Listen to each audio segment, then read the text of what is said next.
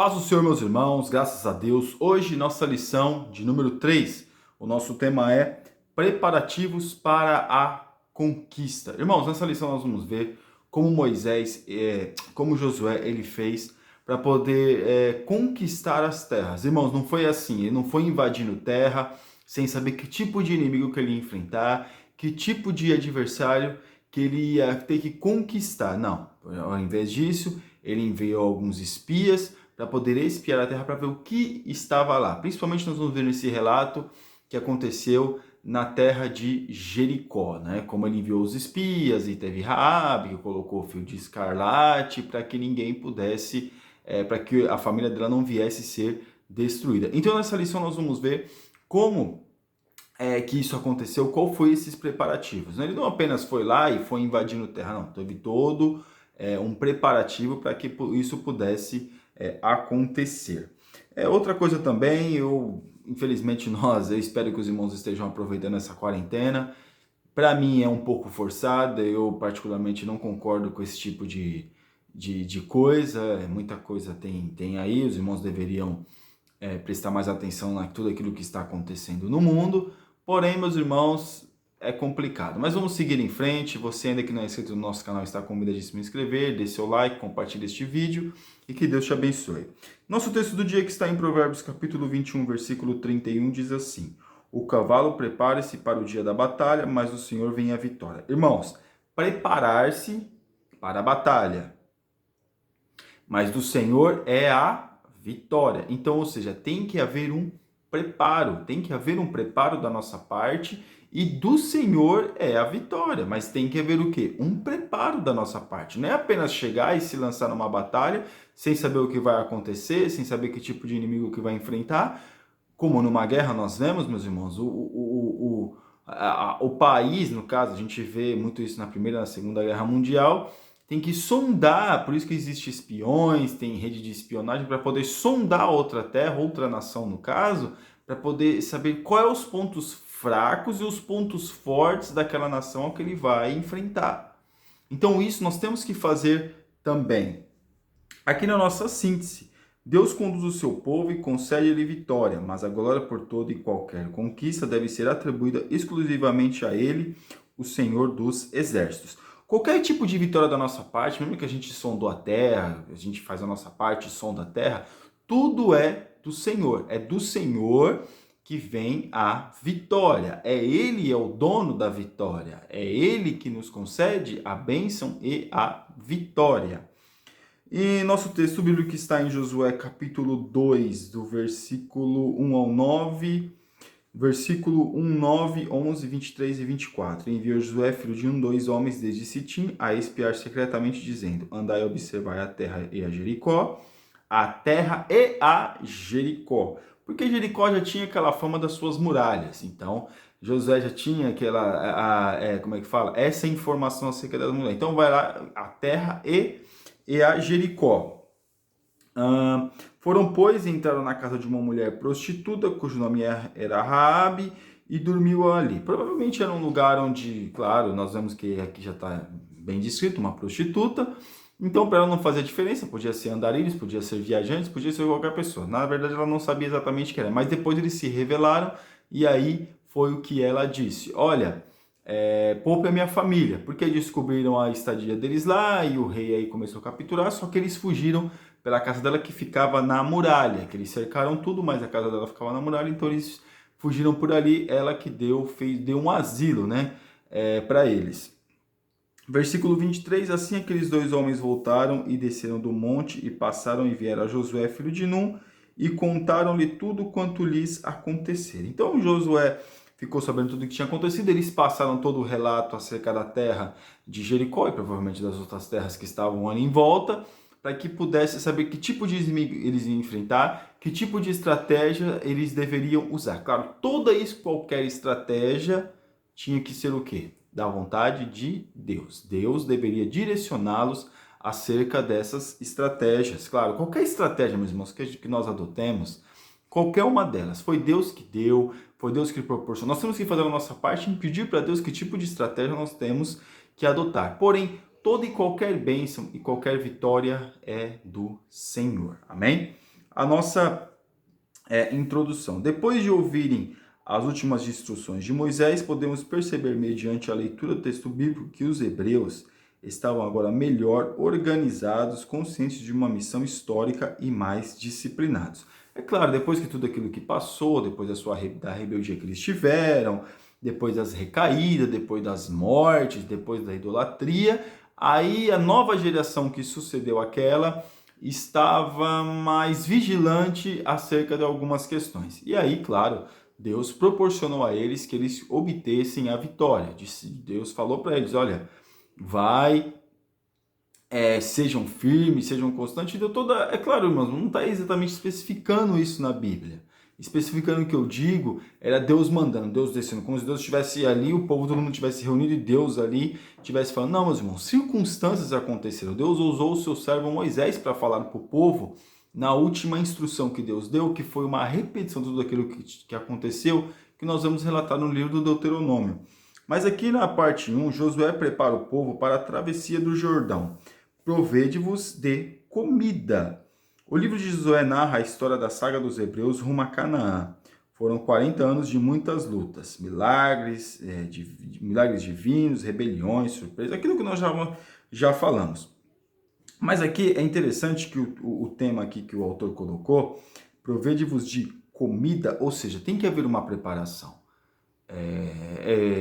Nós vemos aqui, claro, Deus fazia um milagre, mas uma hora o milagre ele ia cessar, e como de fato cessou. Mas deveriam estar o quê? Preparados. E aqui nós vemos, Josué reuniu os príncipes do povo e deu-lhes uma ordem com a qual os hebreus não estavam acostumados. Passai pelo meio do arraial e ordenai ao povo, dizendo, provede-vos de comida. Por que eles não estavam acostumados com isso? Porque eles sabiam que não podia guardar porção para o outro dia, a não ser no sábado. Só na sexta-feira que eles poderiam pegar 2 porções, mas o acostumado era uma porção. Quando eu falo uma porção, era normalmente uma família. Dependendo da família, deveria ser uma porção maior. Quando eu falo uma porção, é apenas uma vez que poderia pegar o alimento. Não poderia estocar alimento. Passai pelo meio do arraial, provede-vos de comida. Eles precisavam de suprimentos e só tinham 3 dias para providenciar tudo. Acredita-se que a ordem visava a preparação de receitas com as derradeiras porções de maná, bem como as provisões de alimentos da Transjordânia, onde estavam acampados. Né? Nós vemos aqui que alguns ali já começaram algumas terras da Transjordânia, então ali eles tiveram que prover de algumas coisas, de alguns alimentos, para que pudesse já entrar. Porque eles já iam entrar em civilização, já tinha saído do deserto, praticamente, e agora eles iam entrar em civilizações. Então, civilizações não tinha necessidade de Deus mandar. Então, Deus cuidaria, Deus abençoou, Deus deu vitória, mas Deus, como que Deus estivesse falando para eles agora, vamos começar a providenciar, vamos agora organizar vocês como deve ser estocar alimento. Porque eles já não tinham mais esse tipo de prática, também não tinha necessidade de tê-lo, né? Mas aqui, convoque as tribos. Os guerreiros da tribo de Ruben, Gad e metade da tribo de Manassés deveriam ser convocados para atravessarem o Jordão e lutarem também pela herança de Deus. Por quê? Porque as 2 tribos pediram a sua porção antes do Rio Jordão, não depois. Então essas tribos que pediram a sua porção de terra antes do Rio Jordão também deveriam lutar para poder alcançar, para poder também derrotar os inimigos das outras terras, para que as outras tribos pudessem se estabelecer naquela região. Então, antes do Rio Jordão, foram pedidas aquelas terras e foram concedidas, como Josué disse. Porém, eles também deveriam atravessar o Jordão e também ajudar naquela travessia. Agora eu estou aqui, estou tranquilo, não preciso mais fazer. Não, precisa sim. Agora a gente vai atravessar e já fizemos por vocês, agora você também vai fazer por nós. Seja fiel ao comandante. O povo estava abastecido de víveres, todas as tribos estavam reunidas, o líder tinha a bênção de Deus, mas ainda faltava algo, uma demonstração sincera de fidelidade e submissão do povo ao novo chefe. Então nós vemos aqui que não que eles precisavam provar alguma coisa no sentido, vamos ver, não, irmãos, agora eles deveriam realmente colocar em prática aquilo que Moisés disse, olha, eu vou, mas ele vai ficar no meu lugar. Então eles deveriam honrar Josué. Algumas coisas, algumas bênçãos eles alcançaram, por quê? Porque não só confiaram naquilo que Josué era, mas sim no Deus que colocou a bênção ou a unção sobre a vida de Josué. Então, eles confiando em Josué, no sentido, claro, confiar primeiro em Deus, mas confiando em Josué na sua capacidade, também estavam confiando num Deus que tinha atribuído a Josué aquela capacidade. Então, confiar em Josué naquele momento era confiar em Deus. Assim como eles confiaram, muitos confiaram em Moisés, também era um simbolismo de confiar em Deus. Claro, o homem é falho, mas ali a maior autoridade ali no momento era Josué. Seja fiel ao comandante, nós já lemos, mas eu queria que lê uma parte. Que Josué agradasse a Deus, que Josué se esforçasse, ou seja, desse o melhor de si. Olha, irmãos, Josué, claro, para muitos ali, eu creio que Josué surpreendeu a muitos ali naquele momento. Porque sempre tem onde tem muita gente, alguns não acreditam na capacidade que o outro tem. Isso é normal, é natural. Porém, nós vemos ali que Deus deu uma capacidade tal para Josué que muitos ficaram realmente muito surpreendidos com aquilo que Deus deu a Josué. Parte 2. Os espias, enviado para o reconhecimento da cidade. Irmãos, como nós falamos, aqui está falando no final do período da Idade do Bronze, quando foi escrito o livro de Josué, toda a grande cidade de Canaã era, na verdade, uma cidade-estado que tinha o seu próprio exército, carros, instrumentos de guerra, bem como um rei, como era o caso de Jericó. Israel estava acampado em Sitim. E possivelmente após o luto pela morte de Moisés, Josué enviou 2 homens de confiança para conhecerem o local em que a batalha seria travada. De confiança. Porque depois que vai mandar qualquer um, de repente aquele nem volta, ou quando volta vem falando mal. Então vou mandar alguém que é dos meus, né? Para que não haja problema como aconteceu da outra vez quando Moisés enviou os homens. Então aqui é interessante dizer que o reconhecimento da cidade, fazer o reconhecimento. Por quê, meus irmãos? A gente acha às vezes que era um povo que não tinha nenhum preparo, que estava nas tendas ali, eram tribos. Não, irmãos. Eram cidades altamente fortificadas, cidades que tinham as suas leis, cidades que tinham os seus exércitos, cidade que tinha toda aquela a sua questão econômica bem estabelecida e bem fortificada, cidades fortificadas. Eles não foram ao léu ali e tomaram terras que não tinha pessoas que pudessem oferecer resistência. Aquelas pessoas poderiam oferecer resistência, como de fato muitos ofereceram. Outros, como os gibeonitas, resolveram se aliar de uma forma, claro, desonesta não, enganosa, né? Como nós podemos ver na Bíblia. Porém, todos ali poderiam ter essa oportunidade. Mas veja, é interessante que Deus Josué mandou eles reconhecerem a cidade. Não foi de qualquer jeito, não foi de qualquer maneira. Tinha que haver o quê? Um preparo. E aqui no 2, os espias são descobertos. Como eu disse, os espias, eles de fato, eles foram descobertos, eles foram... Mas peraí, tem alguma coisa errada. Por quê? Porque aquele povo ali já sabia, meus irmãos. O povo e os outros povos vizinhos já sabia que Israel estava se aproximando e que Israel queria terras. Não havia hipótese. Eles iam atrás da terra. Por quê? Porque aquele mesmo povo sabia que aquela terra aonde eles estavam não era deles. Aquela terra foi dada a Abraão. Aquela terra era de Abraão. Eles não estavam tomando a terra de ninguém. Pelo contrário, eles estavam só reavendo aquilo que de fato era deles. Mas se eles pedissem amigavelmente, eles não iam ter a terra, teria que ser na base mesmo da guerra.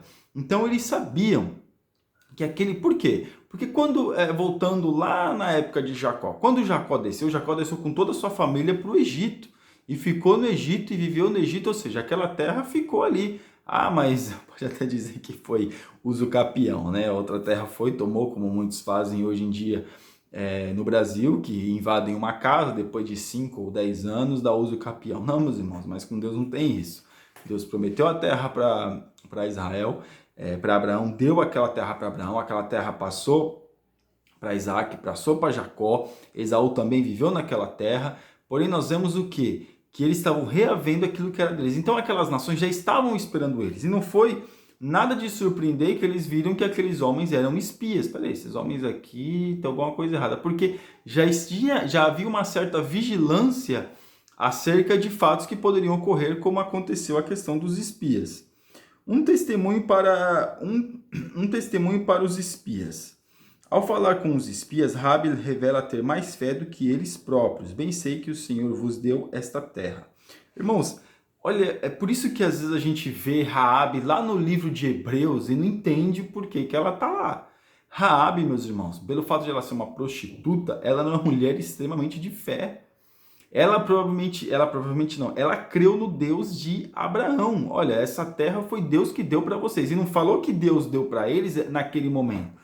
Falou que Deus deu para eles lá na época de Abraão. Foi naquela época que ela creu que Deus tinha dado para eles. Então ela tinha fé de Abraão. Então não foi nada assim, nossa, eles chegaram e evangelizaram, ou ela estava com medo do exército. Não, meus irmãos, ela cria no Deus, mesmo que vivendo de uma forma errada, mesmo que vivendo de uma forma extremamente, complicada, mas ela cria no Deus de Abraão. E no fato ali nós vemos que até mais à frente aqui, Raabe, uma heroína de fé. Parte 1 do tópico 3, uma mulher de fé. Uma figura de Raabe surgiu de modo inesperado na história dos hebreus para demonstrar que Deus é soberano. Irmãos, Deus não era só a fé, não foi exclusiva dos hebreus. Todas as nações tiveram a oportunidade de ter a fé dos hebreus. Os hebreus, eu particularmente, depois de ter lido e estudado muitas coisas, eu vejo que naquele momento os hebreus era para dar um exemplo às outras nações. Exportar o Deus de Abraão, vamos dizer assim. Não importar o Baal, Astarote, Azenate, esses deuses. Não, era para ele exportar. Mas a gente vê que depois eles entraram muitas vezes na idolatria. Mas a questão aqui é que é um fato improvável, uma questão improvável. Como é que uma mulher que mora ali crê num Deus? Peraí, não, tem alguma coisa errada. E os espias ficaram, claro, meus irmãos, a gente tem dúvida, mas ela naquele momento demonstrou ou foi um exemplo de fé para aqueles espias. E nós vemos que a partir dali não, eles creram, claro, mas nós vemos que ali foi um ponto também culminante para quê? Para que eles pudessem crer no Deus de Abraão. Ou no Deus de Abraão, não, que Deus daria a terra a eles. Uma mulher de estratégia. A mentira de Raabe foi um pecado originado da fraqueza de uma pessoa que não conhecia completamente o Senhor e a sua lei. Né? Não vamos dizer, meus irmãos, que a mentira dela foi uma mentira que boa. Não, irmãos, ela mentiu. Porém, ela não tinha, vamos dizer assim, a noção exatamente do que era uma mentira, do que era um pecado. Porque nós vemos a prática que ela vivia, que era uma prática de prostituir-se.